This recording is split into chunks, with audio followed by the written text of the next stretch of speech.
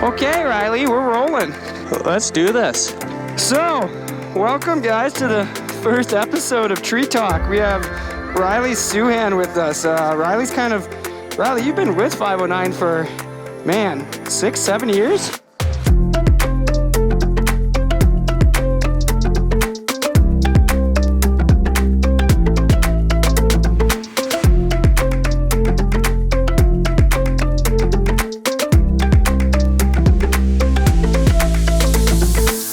Yeah, I think about, 5 or 6 for sure.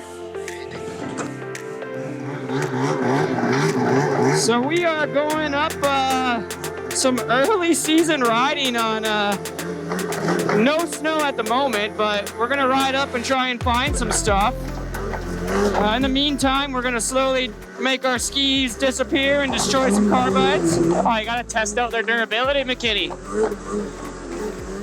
So your involvement, buddy, like I said, you've been with 509 for quite a while now and in a lot of the films. How did you first get introduced to the brand? So I think, that's a long time to think about.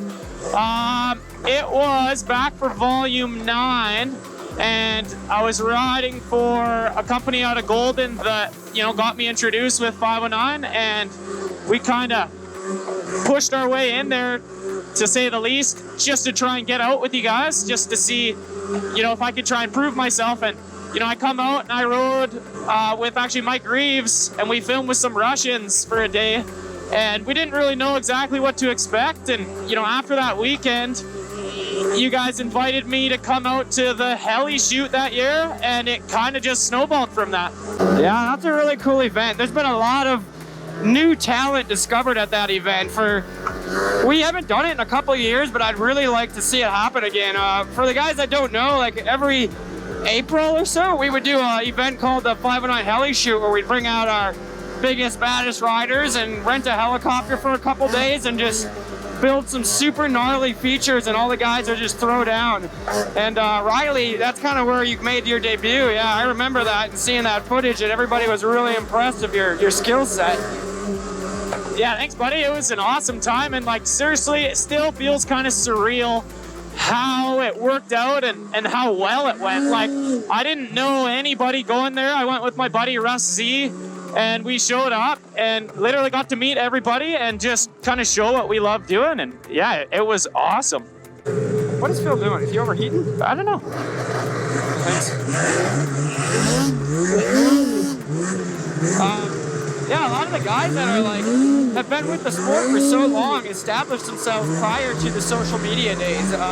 So if you're worried about it, you don't really care about the whole Instagram thing, and you're one of those guys that's not super tech savvy, but you're out there shredding, just put yourself in the right position to ride with some of the local dealers, reps, whatever it may be. Just line up a group ride and get out and, kind of showcase your skill set. It's more than doable. Oh, I couldn't agree more, McKinney. It is a good tool, but man, just go and have fun. Really at the end of the day, and what we're doing today, for me, we're just going having fun. We just have all these gizmos on our head. So, buddy, I gotta ask about the little elephant in the room here. I noticed this snowmobile you're riding here. Little Polaris we got? Yeah. That seems to be a really hot topic. A lot of these guys have made a switch this year, including yourself.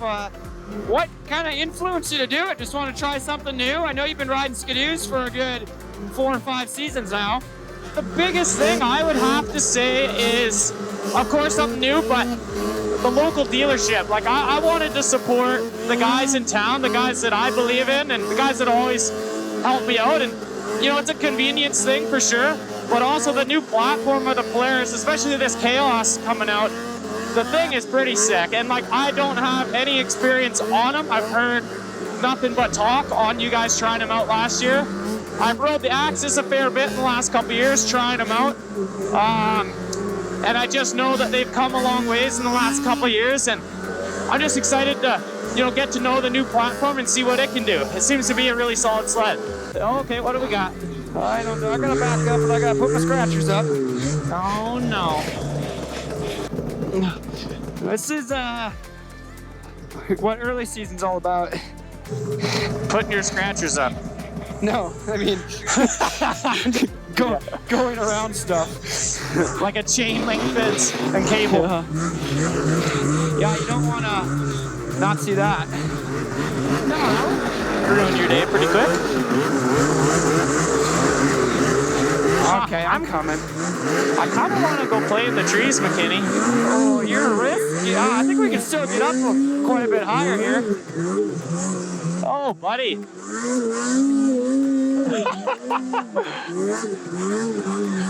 that was a little scary. Oh, the old arms are not used to this stuff yet. No. First real rod. I got out once so far in Golden, and she was thin, buddy. Very nice. I like. Hey, speaking of that, so that kind of was a reoccurring question I've been getting. Everybody's saying, is Riley Borat, or why does Riley sound like Borat? To answer your question, I don't really know. I watched Borat once, and once you go Borat, you never go back, I think. I remember a great story at, what was it, 509 Volume 9 premiere, I believe? When Jay Menenberry dared you to go up on stage in front of 800 people and introduce yourself, but say it in the Borat tone. And from what I understand, the crowd was silent and nobody laughed, and you just slowly transitioned into your normal voice. Oh, that was the longest time of my life. Just up on stage. It was probably like 20 seconds, but like, that was my first year at 509. Had to go up on stage, and I've never talked to people as a public speaker before, and I was nervous. So Jay bet me if I talk like Borat, he'll buy my drinks for the night. And I went up there, I said a couple words, and not, just like you said, not a soul laughed. Everyone looked at me like, who is this guy? Why is he talking like this? And then Jay, he broke the ice, man. He made me feel so much better. He's on the sidelines, and he just starts killing himself laughing. And then, like, I'd say like 50% of the crowd at least chuckled a bit and was like, what are these guys up to? And that was kind of the first start of it. And ever since then, every time I see Jay or just any random sledder, I feel like the Borat comes out, and it seems to lighten the mood and we have more fun. Yeah, it's definitely contagious. Even Phil here, who has met you no more than 10 minutes straight, got out of the truck and was like, let's go ride. Very nice. It's a great success up here, you know. Lead the way, buddy. All right, Riley. November 15th, let's keep everything in one piece. I'll do my best. I think collectively all these sleds don't have more than 100 miles with all of them added up. Yeah, she still smells real new. I got 26.6 miles. Yeah. I don't know, that's the time. Give me a second here. 2.4 hours, 33K. So like 22 miles. That's your guess? 33K or 37K? 33.2. Oh, I don't know. Somebody can comment below exactly what it is, because I'm going to shoot for 22 miles. And whoever wins gets a high five. Yes. Wow. This is not how I remember this place. Let's go! Wah. All right, buddy, I think this is the portion where you and I just have a little bit of fun, laugh. If you got any questions for me, or if I think of any questions, shoot away, and we'll try to answer them while not ripping off A-arms, not hitting trees, and maybe have a little bit of oxygen in the lungs. That's a lot of pressure, man. Hey, what do you think? Let's do this. Let's go!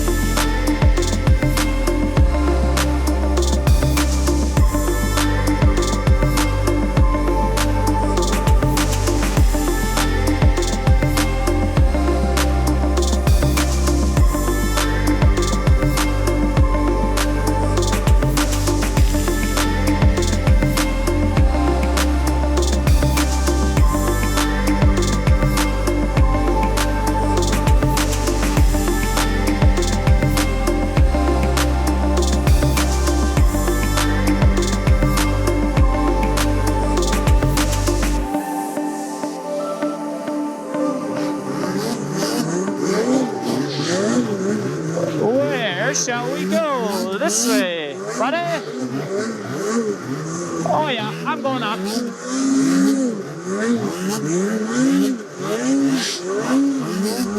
I don't know what's under these, but be careful. Okay, I don't really know. Well, I get to see what's under them because you uncovered them. I should have went up there. If you hook hard left, it's actually not bad, but... Oh, we got open creek. Okay. I'm following you. I'm gonna go back this way. I think that's safer. Yeah, we got some. Ooh, I don't know. If we go left right here. I'm going right where Nick went. Okay. Oh, buddy.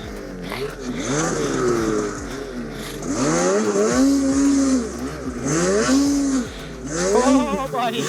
Buddy is right. Thanks for taking a little snow. Sorry. Woo!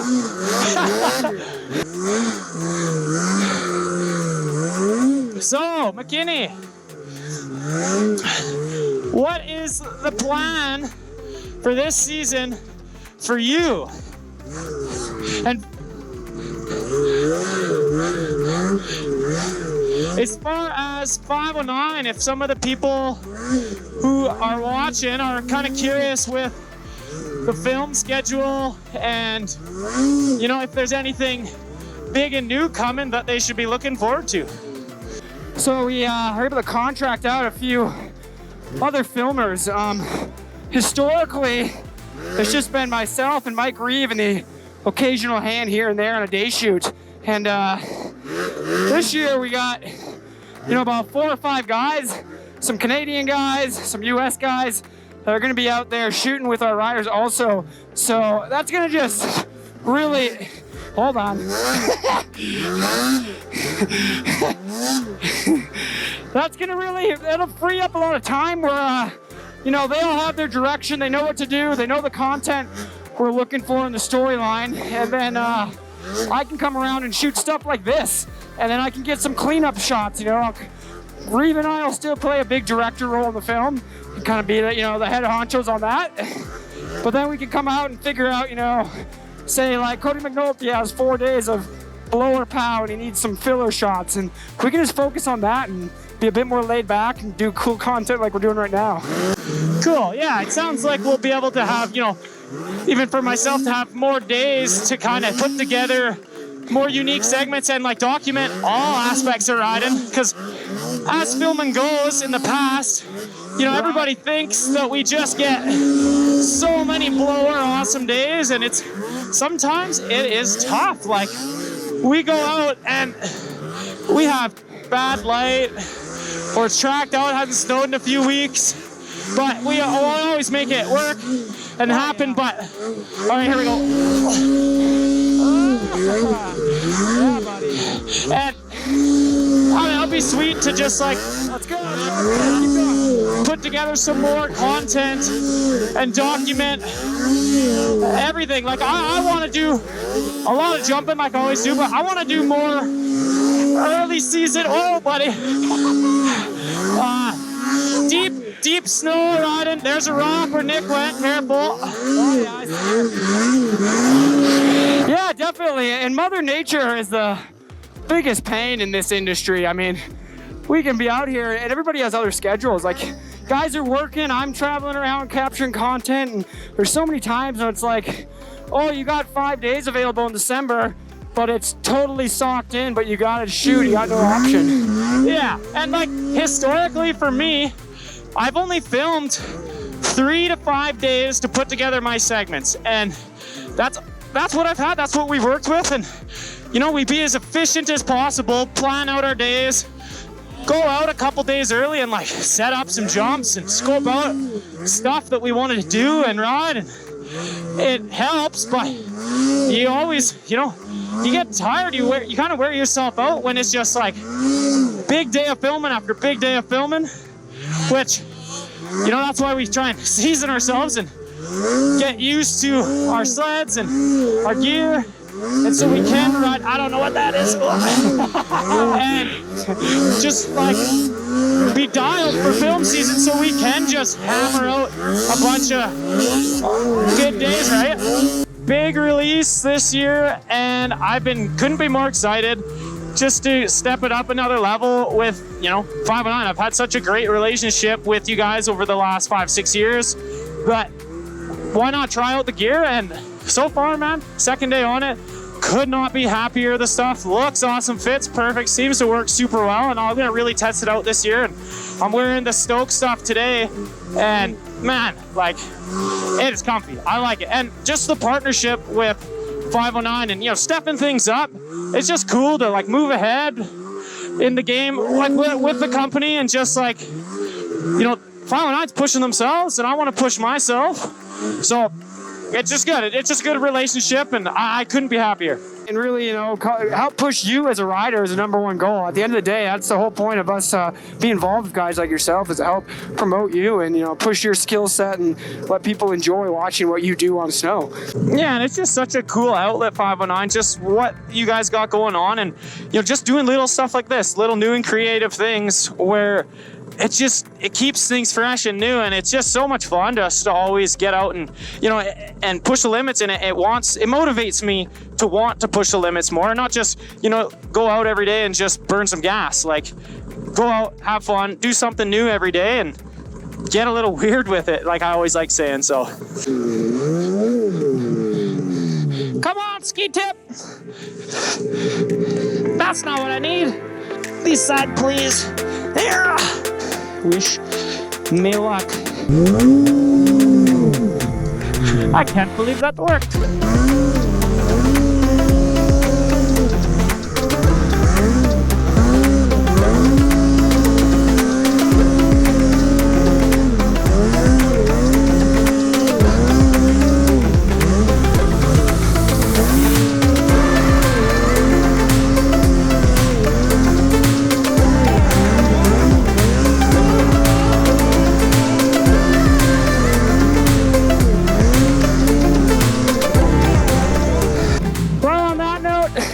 Where can the guys find you? Instagram, Facebook? Yeah, Instagram at SUHAN. Facebook, search my name, I guess. I don't really know. We're in the Golden area. Hit Riley up, shoot him a message. He's does a lot of guiding in the winter and takes people out, and he's be more than willing to show you his backyard. Yeah, definitely check out Golden Snowmobile Rentals. I'll be working there this year for 3 months. We'll be doing some unique, more technical clinics on the weekends. I think there's 4 or 5 of them, so yeah, check us out. If you guys have any questions, definitely message us up on social media, and yeah, hopefully see you guys out there in Golden. Heck yeah, buddy. All right, we out. Thanks, guys. Thanks for having me, McKinney.